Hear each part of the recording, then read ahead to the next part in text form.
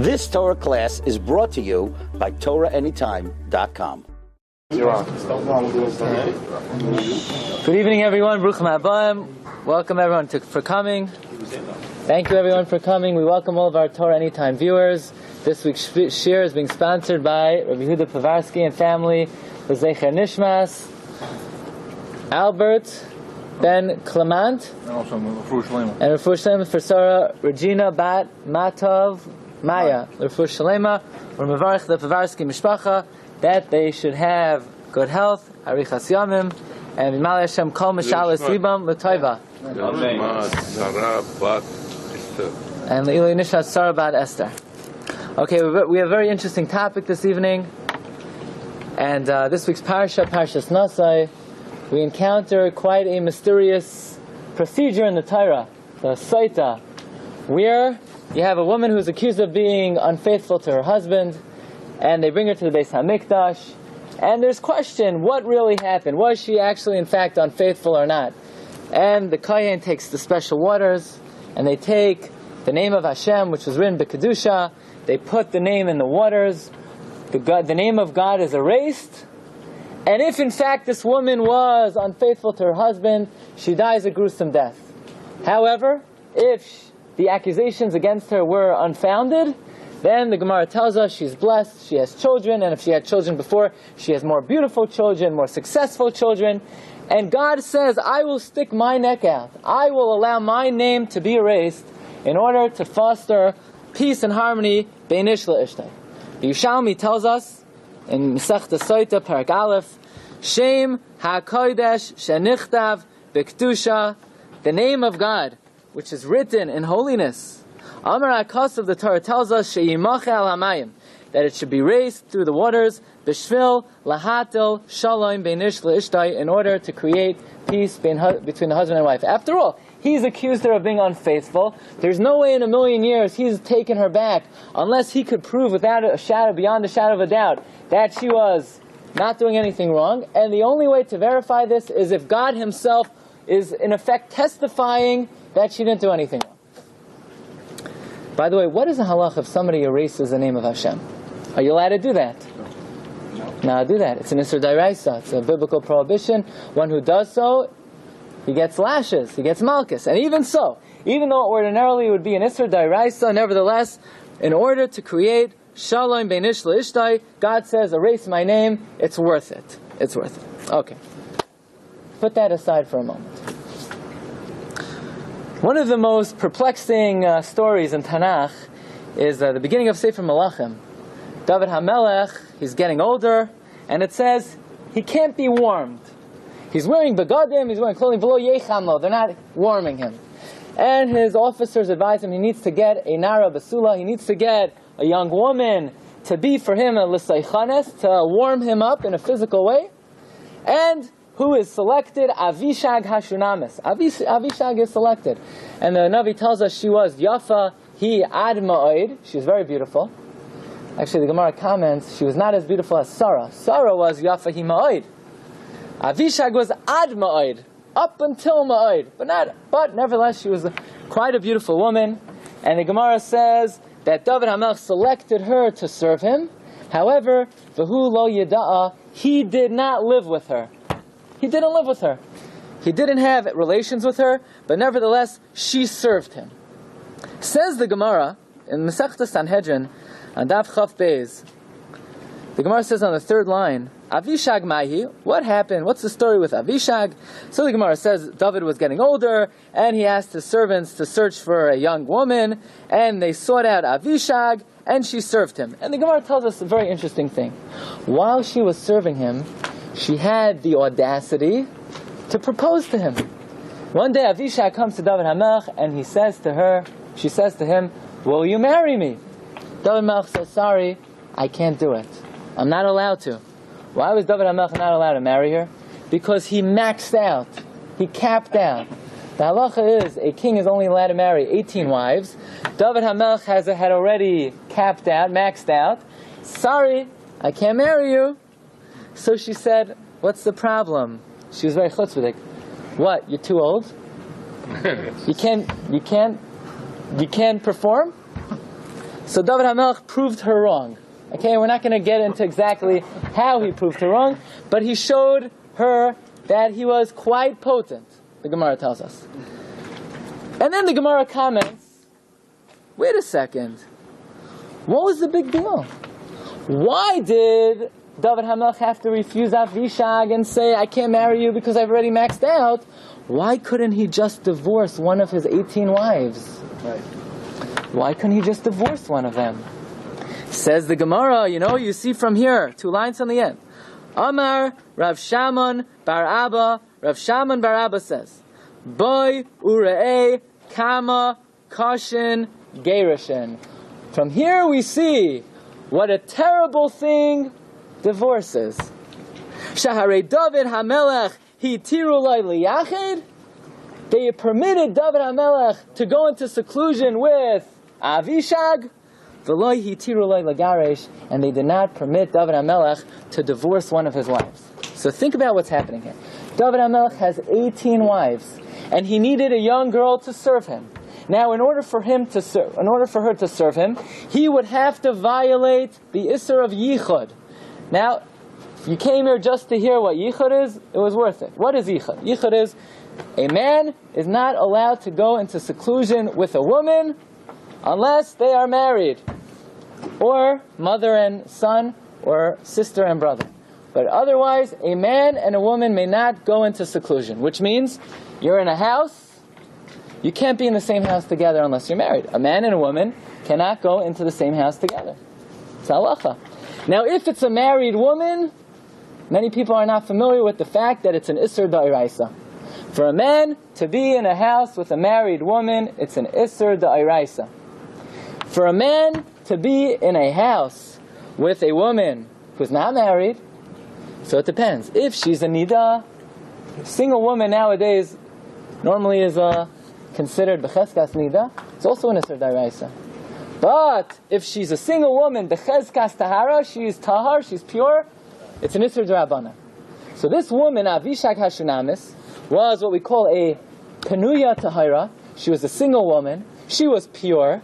For David HaMelech to have this woman serve him, it would be an Isser D'Rabbanan.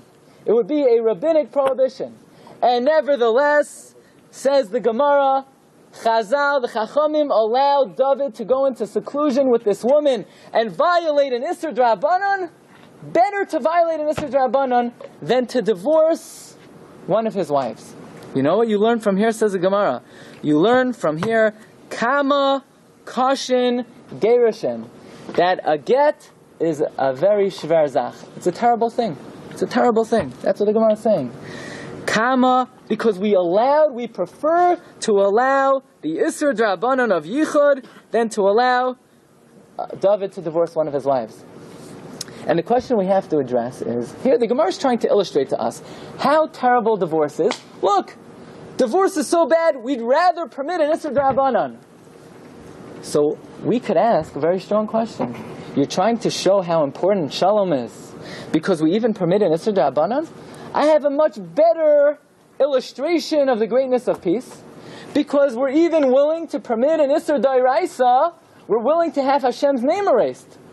Right? We just learned that God said peace is so important that I'm willing to have my name erased for the sake of marriage, to allow a marriage to continue.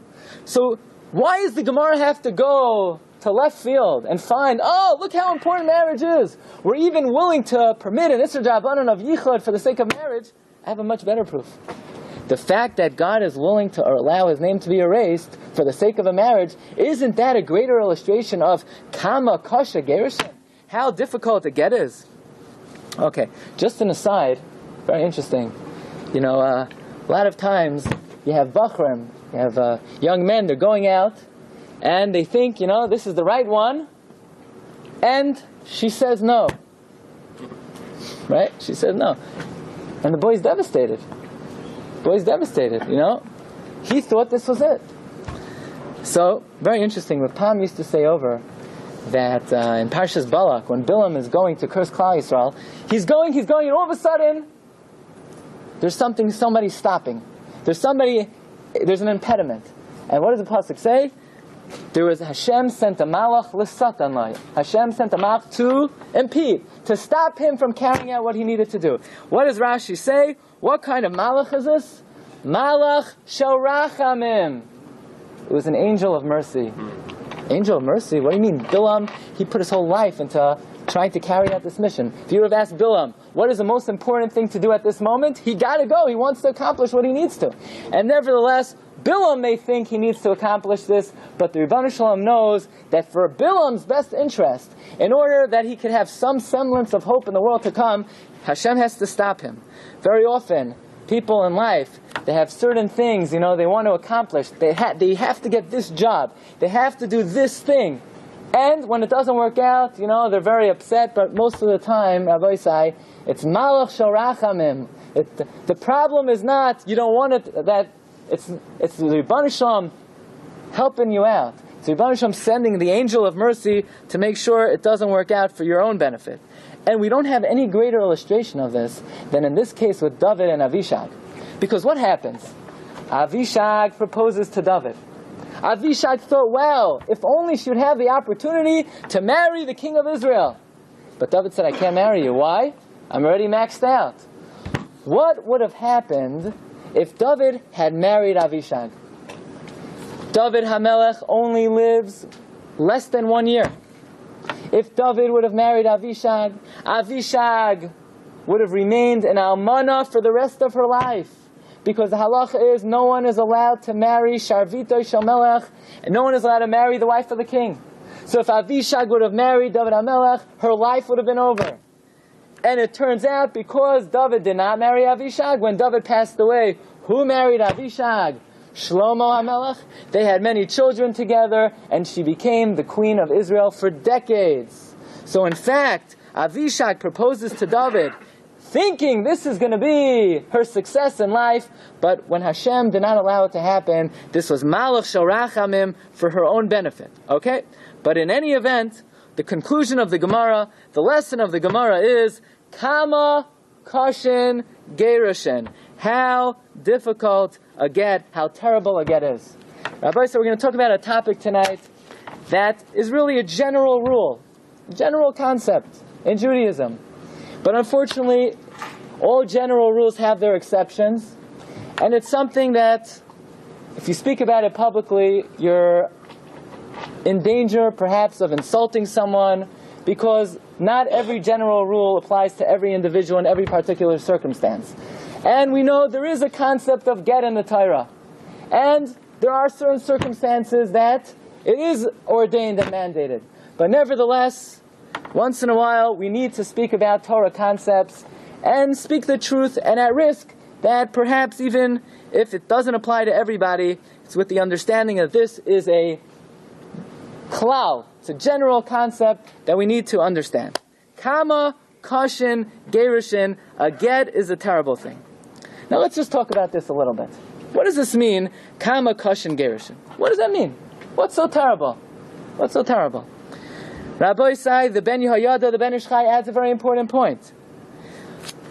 Again, the Gemara is telling us it's better for David HaMelech to go into seclusion with a woman and violate an Issur D'Rabbanan than to divorce not his one wife, one of his 18 wives.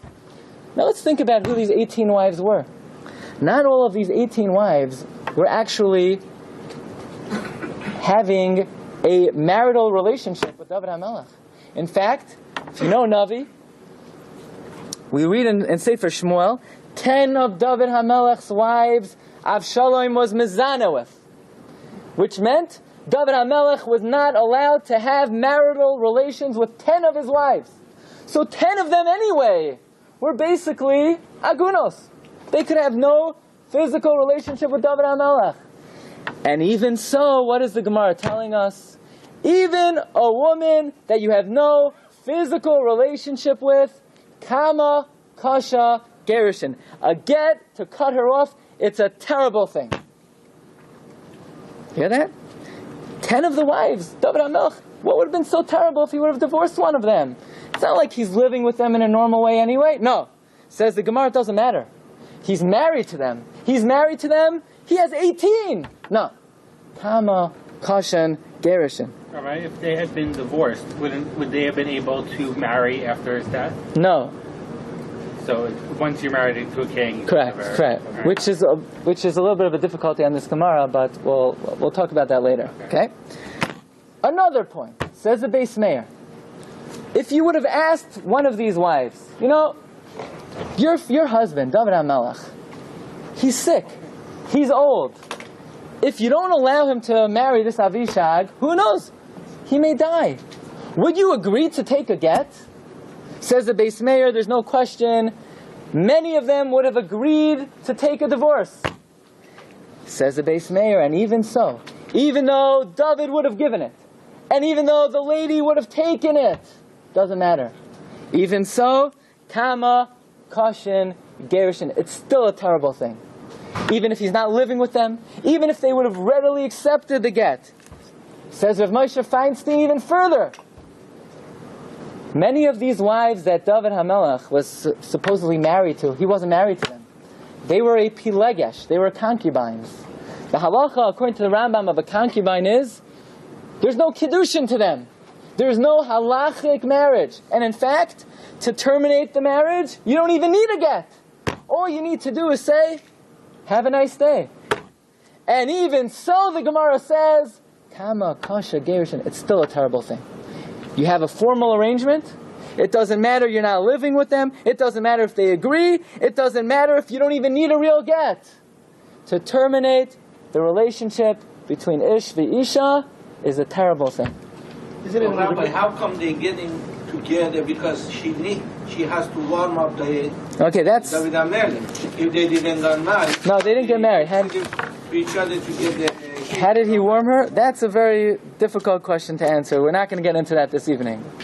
Okay? But the Gemara says there was no marriage, there was no intimate relation, but nevertheless, he needed her service. Exactly how she provided that, that's beyond the scope of tonight's shiur.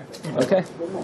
Okay. So isn't it a little different with David HaMelech because they weren't they couldn't get remarried? So that's a question on the Gemara also. Do you want to know the Ben Yoyada asked that question in Masechtas Unheard? Okay, so what we're learning from this Gemara is the concept of Kamakashi and Garrison. What a shver zach it is. What a terrible thing it is. It doesn't matter. All of them never been married. Just was pilegish.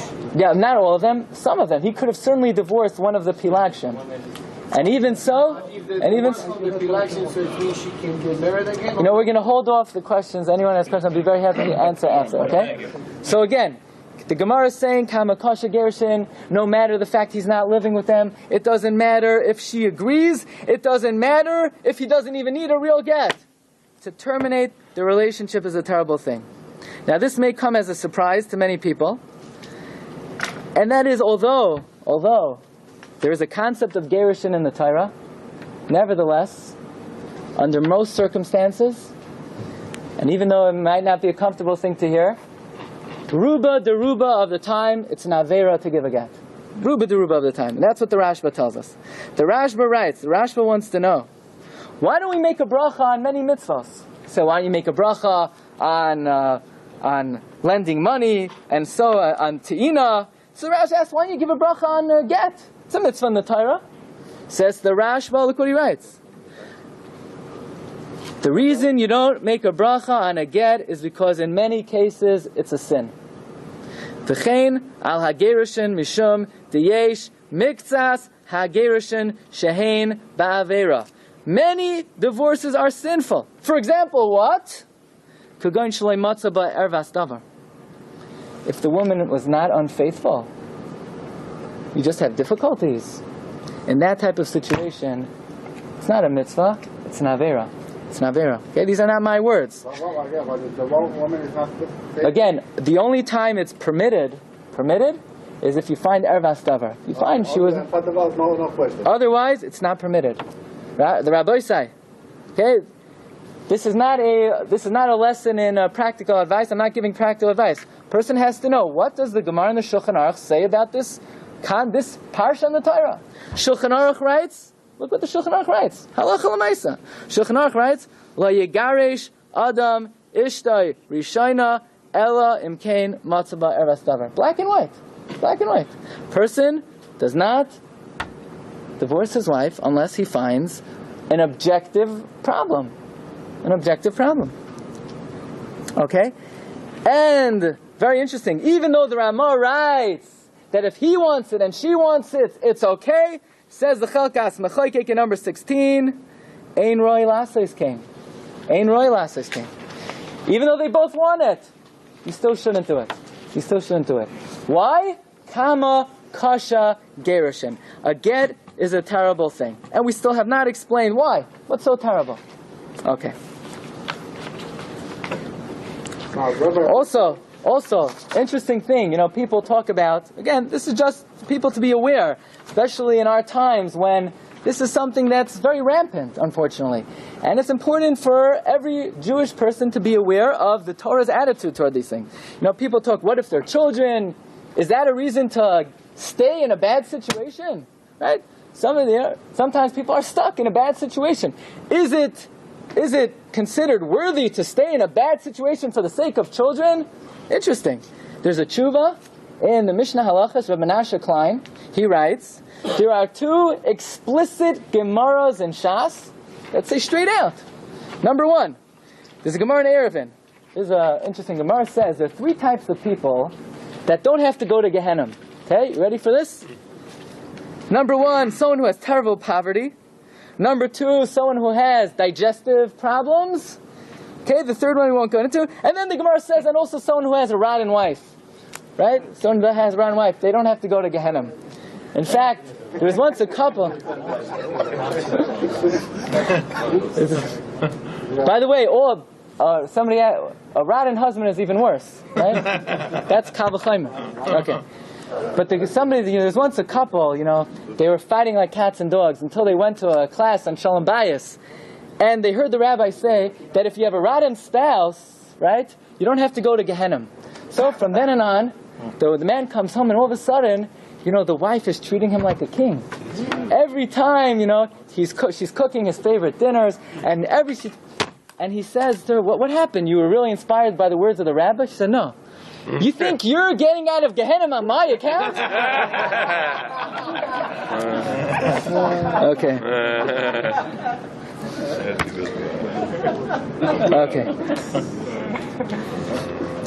Anyway, on a more serious note, the Gemara tells us someone who has a bad wife. So the Gemara says, why do you get out of Gehenna? Because you have a bad spouse. So just end it.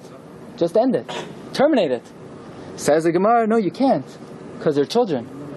They're children. So says Rabbi Menashe Klein, what do you see from here? Yeah, if they're children, it's not an option. It's not an option. He brings another ayah. He brings another proof. But the rabbi in the Gemara, there is some place that... Yeah. Again, we're saying general rules. Every rule has its exceptions. But there's something the kofim alav shenitin gift. Yeah, if the guy's if the guy's an animal, then you got to save the life. You got to help out but under normal circumstances, right? Every rule has its exceptions. We're talking in generalities now. We're talking about klal. Every klal has its exceptions. Okay? He brings another ayah. The Rebbe Shalom comes to Hoshea and he says, Hoshea, I want you to take a zayna, marry a zayna, have children. So Hoshea takes a nice zayna, they have children, and then God says, get rid of her. So Hoshea says, I can't. We have children. So God says, you don't even know that they're your children, and you still are not getting rid of your wife. So the Bnei Yisrael who are my children, how can I get rid of them? So Rabbi Menashe Klein says, you see from here, Hoshea is saying, black and white, he can't terminate the marriage because of the children. So it's not just something that people talk about. There is a strong basis in Shas for this idea. Okay. But still, Rabbi Isai, we still have not explained this concept of Kash and Garrison. What exactly does it mean, Kash and Garrison? So let's go back to number 10. Right? Remember, the Shulchan Aruch paskind that a person does not divorce his wife unless there's something objectively wrong. The problem is, if you look in the Mishnah Masechta Gittin, the Mishnah, we find a machlokes about this. Beishamai yoimrim la yigarish adam es ishtay ela imkein matzaba dvar erva. Beishamai says you can't get divorced unless you find a matter of infidelity. Ubeis Hillel yoimrim afilu hikdicha tavshilai. Beis Hillel says, even if she burns the truant, you could get divorced. Right? So it's a machlokes, Beis Shammai and Beis Hillel. Now we have a rule, who do we paskin like? Beis Hillel. And yet the Shulchan Aruch is not paskening like Beis Hillel. The Shulchan Aruch is paskening like Beis Shammai, that only if you find Ervas Davar. Why is that? Here the Mishnah says it's Beis Shammai's opinion that you need an objective cause. Beis Hillel says even if the chicken is a little too raw, that's it. That's grounds. Why does the Shulchan Aruch not pasken like Beis Hillel? The answer is you have to look carefully at the words of the Shulchan Aruch. Says the Shulchan Aruch, Lo yegaresh Adam Ishtoi Rishayna. It's talking about your first wife. Now we'll have to see what that means. The machlokes Beis Shammai and Beis Hillel is not talking about the first wife. It's talking about other wives. Your first wife, everyone agrees, you're stuck. You're stuck. Now Rabbi said, what does this mean? Ishtoi Rishayna. What is that supposed to mean? Does it mean the first wife you marry, not the second wife? Doesn't necessarily mean that. The Gemara says in Masechta Sotah, the Gemara asks the question, we'll say it outside. Everybody knows, right? Making a shidduch is difficult like what? Kriyas Yamsuf, right? Everybody says that. So, but it's not true. Because the Gemara asks, what do you mean? What's so difficult? Right? Don't we say that 40 days before man is created, God calls out with a baskal, Bas Ploini La Ploini, right? He's going to marry her, Bashert, right? Everybody talks about Bashert. So, on the one hand, we have one Gemara that says it's difficult to make a shidduch like the splitting of the sea. And on the other hand, the Gemara says it's already preordained even before a person was born. Says the Gemara, depends. Kan bezivig rishain, kan bezivig sheni. The first zivug is easy. It's preordained. Before a person was even born, God already decided, preordained him to her. And that's easy like cake. Sometimes, right?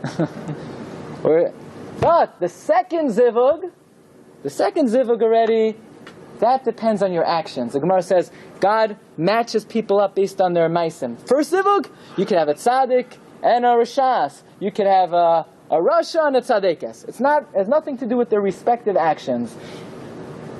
Before they were created, God said him to her, and that's it. Close deal.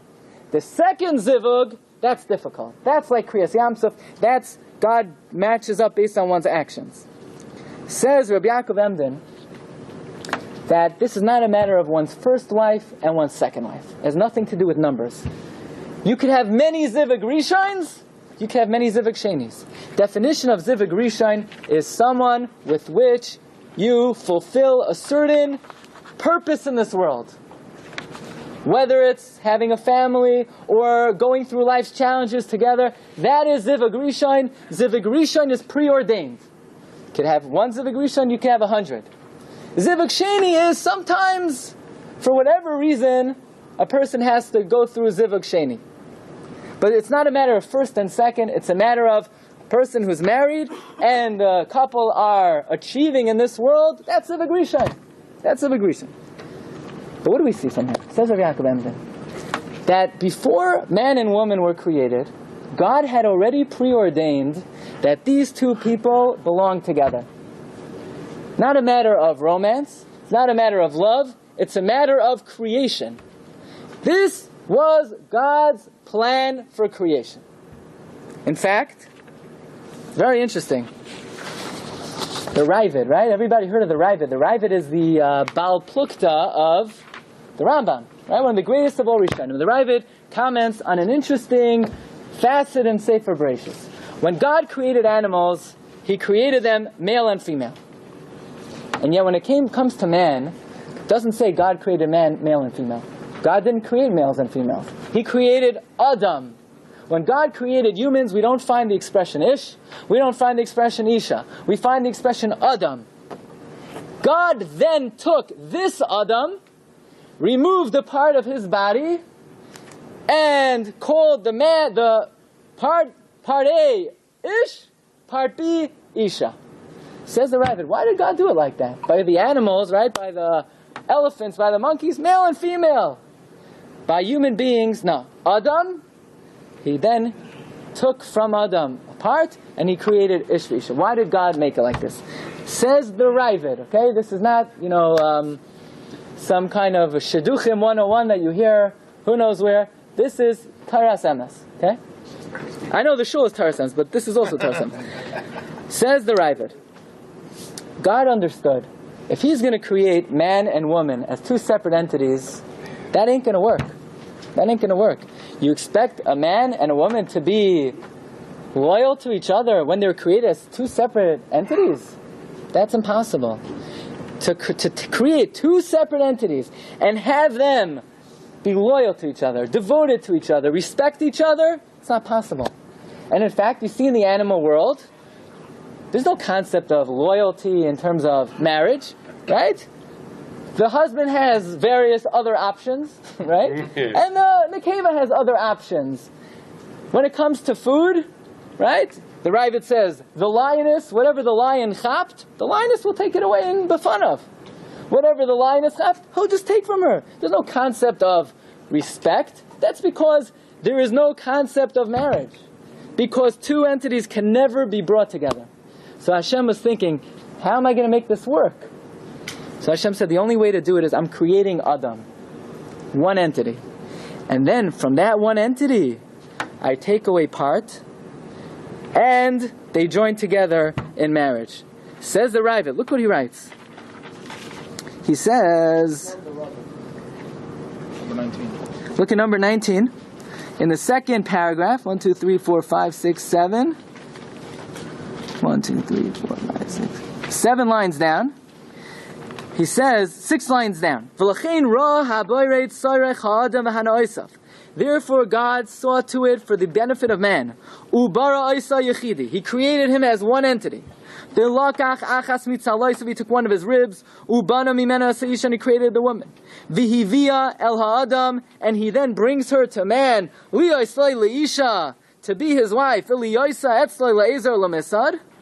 Why? How is this going to work? Says the Rivet, Mipnei Shahi Nechsheves Elav. She is considered to him Ke'echad Me'evarav, like one of his limbs.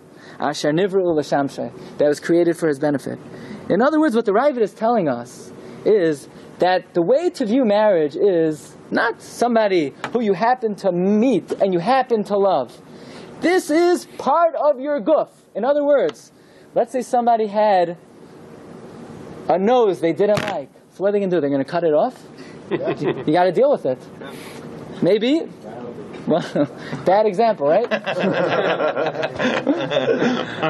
Person too tall. Okay, you got to live with it. You got to bend down. Person's too short. That's the way you create. You weren't created with a good voice. So now what? You can get rid of... Yeah, that's how you were born. There's nothing you could do. You're stuck. That's who you are. That's who you are. You have an arm that you don't like. Okay. So you won't be a pitcher. But you got to live with it. You got to make do. You got to figure out how to make it work. People have many handicaps. And nevertheless, you got to... That's the way it is. That's it. Says the Rivet, that's the way it is with marriage. It's not a matter of... it's not a matter of romance. It's not a matter of love. It's a matter of fact. That's the plan of creation. This is who Hashem gave you. This is the arm Hashem gave you. This is the leg Hashem gave you. This is the head He gave you. This is what you look like. And this is who your spouse is. Whether you like it or not. Whether you like it or not. Doesn't mean there is a concept of Gerishon, but nevertheless, it's Kamakash and Garrison. You're destroying the plans of creation. The same way people are born into many things that they may not be pleased with, but they learn how to make it work. They understand that these are the facts of life. Says the Rivet, 4 lines from the end. Bi'al kein roi la'adam lehoiv es ishtoi kegufai. That's why you have to love your wife like your body, like yourself. Because it is. Because it is. It's not a matter of love. It's not a matter of romance. It's a matter of creation. Ulechabdai, and to honor her. Belev oisei kinafsha, to love her like yourself. That's the concept that the Rivet is saying. People, this is an important thing to know. Why everything is on her? What? Why everything is on her? Isha, we need to do everything for her. There's nothing in the other side. Because you have to take care of your Evarim. It's your responsibility. It's the responsibility of the guf. Take care of your part, she'll take care of her. Okay, it goes both ways. It goes both ways. The same way, all the Avarim understand that for the entity to function, they need to do their job. It's a two-way street. But nevertheless, it's the primary responsibility of the husband to make sure to protect his wife, to have mercy on her, to respect her, to honor her, because you have to understand this is you. This is you, whether you like it or not. It's not a matter of before you choose, before it happened, you had free choice. After it happened, there's no more choice. It's Kamakashi and Garrison. But actually, how do we have free choice if it was a Baskal already before you were born? I mean, how's that free choice? So the Rambam writes in a letter to a ger that it's not absolute. In other words, the Bansham still leaves room for free choice. How? This is one of the great mysteries of Jewish thought. How God knows the future and preordains things and nevertheless leaves room for our free choice. But before you choose the best option, once you're stuck, it's not a pair of shoes. It's the plans of creation. But always you can say, maybe this is not what I'm supposed to. And therefore, you could always say, maybe it's not the right one. Therefore, the Gemara in Sanhedrin comes and tells us, Kamakashi and Garrison. Maybe, yeah, it is the right one. This is who Hashem gave you. It's not impossible. We're not going to say that nobody ever did it in an unwarranted way, but nevertheless, in the vast majority of cases, Rapam used to say that people used to ask him, does that mean why every time people come to you, you tell them to work it out? There's no such thing as Garrison? He would say, there's such a thing. But deruba of cases, vast majority of cases, you got to make it work. You make it happen.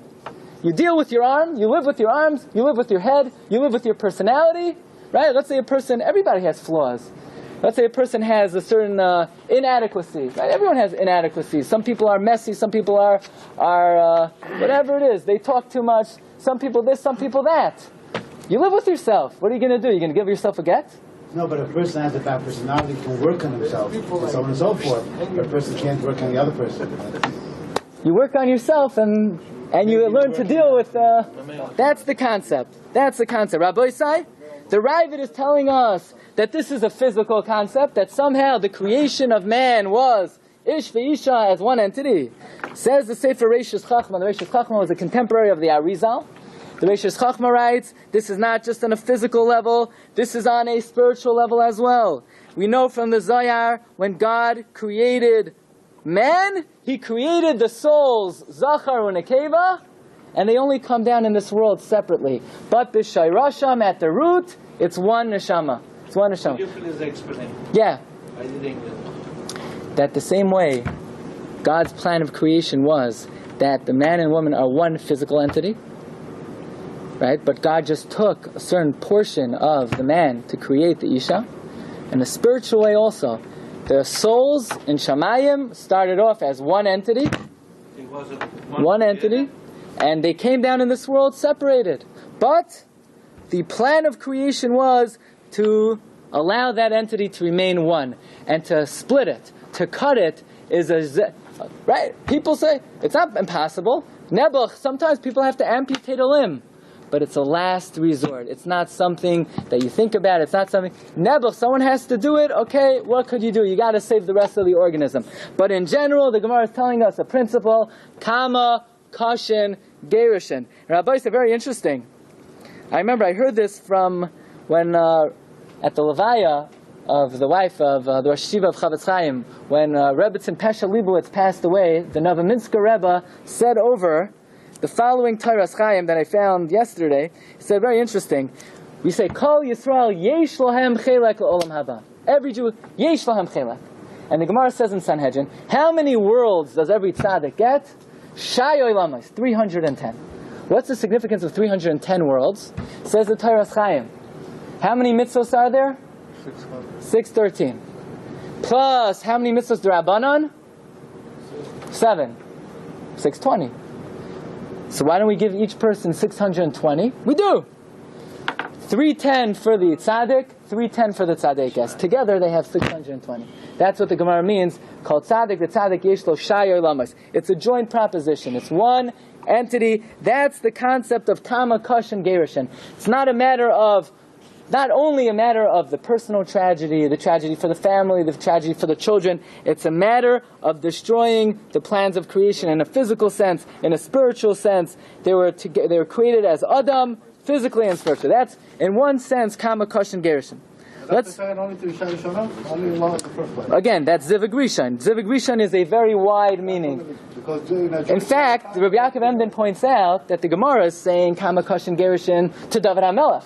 Many of David HaMelech's wives were his second wife. For instance, Bathsheba was first married to Uriah. Abigail was first married to Naval. So even though they were the second wife, nevertheless, because they had a certain life achievement with David HaMelech, that was Zivug Rishon. Zivug Rishon is not, that Rabbi Yaakov Emden writes, it's not a matter of first or second. It's a matter of when a couple together is accomplishing certain life mission, that's Zivug Rishon.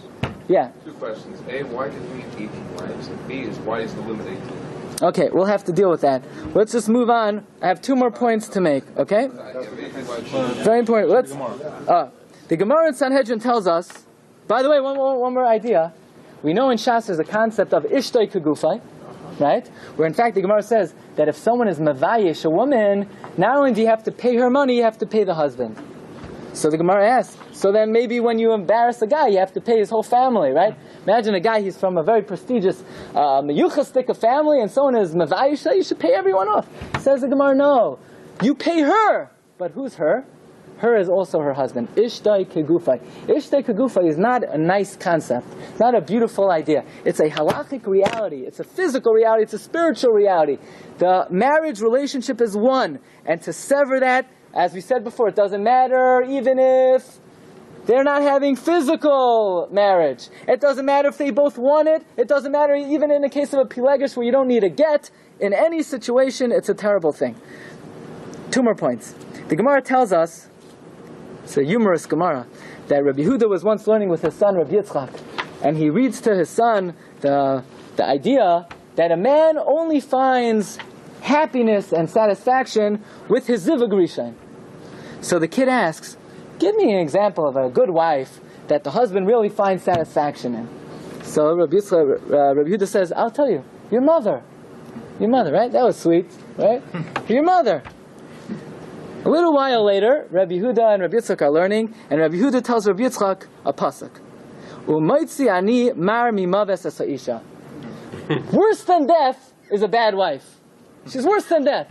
So his son asks, like who? Tell me an example of a woman who's worse than death. So he says, your mother. So the Gemara asks, that seems like a contradiction. Answers the Gemara, yeah. She had a big temper, but he was able to calm her down very quickly. So the Margalis Hayam asks, I mean, is this good chinuch? You tell the kid that your mother is worse than death? That's good chinuch. Says the Margalis Hayam, it's the best chinuch you could give. Why? And this is my rabbinic license in explaining the Margalis Hayam. Don't practice at home. If somebody thinks that marriage is supposed to be eternal bliss, then they're going to be in for a rude awakening. The Gemara is saying that marriage is not about happiness and romance. Marriage is like life. It's not different than life. Life has its ups and downs. That's what marriage is, and you need to be aware of that. Sometimes it's the best thing in the world, and sometimes it's worse than death. But that's the reality. That's how marriage is just, life is like this, and marriage is just the same scale, maybe in more intensified terms. That's what the Gemara is saying. Very interesting. I saw Ben Ish Chai today that, I don't know if it has anything to do with anything, but you need to know this. Ben Ish Chai says that, sometimes, especially Fridays, people, especially, in preparing for Shabbos, preparing for Yontif, a spouse could do something that could tear your hair out. They forgot to do this, or they did this, they burnt the chicken, right? And says the Ben Ish Chai, sometimes things could happen in the home that not only do you want to tear your hair out, says the Ben Ish Chai, naturally, one spouse, they would want to strangle the other person. But says the Ben Ish Chai, you have to know the following piece of information. Anytime a spouse does something wrong, they're not doing it. Hashem sends a special malach of the Sotah, that even though the wife was trying to get the chicken right, the Sotah comes and turns the fire up. It's not, she didn't do it, says the Ben Ish Chai.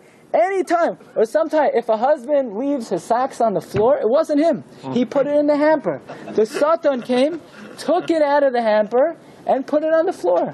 The Sotah, what?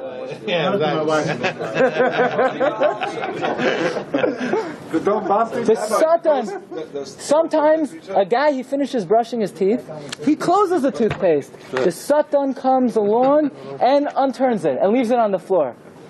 Says the Ben Ish Chai, anyone who has a brain in his head will tell himself this excuse. You hear?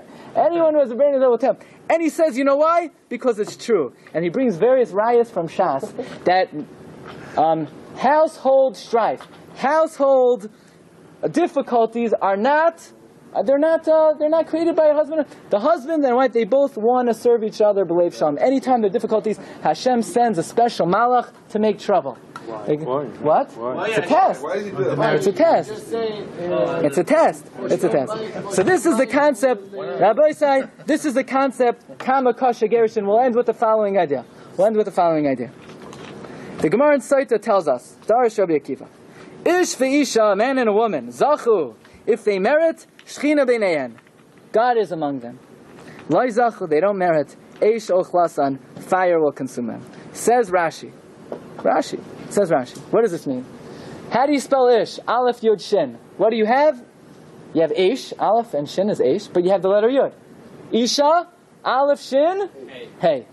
They come together, B'shalom, the name of God is there. You have the Yud and then the Hey. You have peace, you have the name of Hashem. But when there is no peace, God removes His name, and you're left with Eish and Eish. So what do we learn from here? We learn that when a husband and wife somehow are able to get along, right? God Himself is there, right? Now, for God to be in the shul, you need 10 Jews. For God to be in the home, all you need is 2. All you need is Ishvaisha. That's a pretty big chiddush, right? God Himself, in fact, it's not just when husband. The Gemara even says in the Masechta Nida that even at the time of the greatest intimacy, the Ribbon Shalom is right there, and this is something that even Bilam couldn't understand. Bilam said, "A God like you, who's Kadosh V'tar, you look at this." What did Hashem do to Bilam? Hashem made him blind. He said, "Bilam, you're looking at it the wrong way. The marriage of Ishvaisha is a davar shebekdusha. It's a matter of holiness, and when they come together, they are creating the greatest possible shechina." So there's a story about Rav Shlomo Zalman Auerbach said at the levaya of his wife, he got up and he said, even though the minhag ha'olam is that at a levaya, one spouse asks mechila if there's anything they did against the other spouse, nevertheless Rav Shlomo Zalman said, I have nothing to ask mechila for from my wife, and she has nothing to ask mechila from me. It's a little disheartening, right? It's a little disheartening to hear something like that. I mean, who could really say something like that? Where does such a thing come from? On a different occasion, Rav Shlomo Zalman Auerbach, as he's coming into his home, so they saw, as he's about to get into his home, he fixes his jacket, he fixes his payas, he fixes his beard. So one of the Talmidim asked, well, you have company at home? He said, yeah. God, the Shechina. When there is shalom ben ish leisha, that is a davar shebekdusha. This is a type of attitude. This is a type of attitude that allows a person to say that their entire life they have nothing to ask mechila for. The understanding that marriage is not just about love and romance. It's about, this is what God created. This is how He created it. You don't like your arm, you don't cut it off. You don't like your nose, you don't cut it off.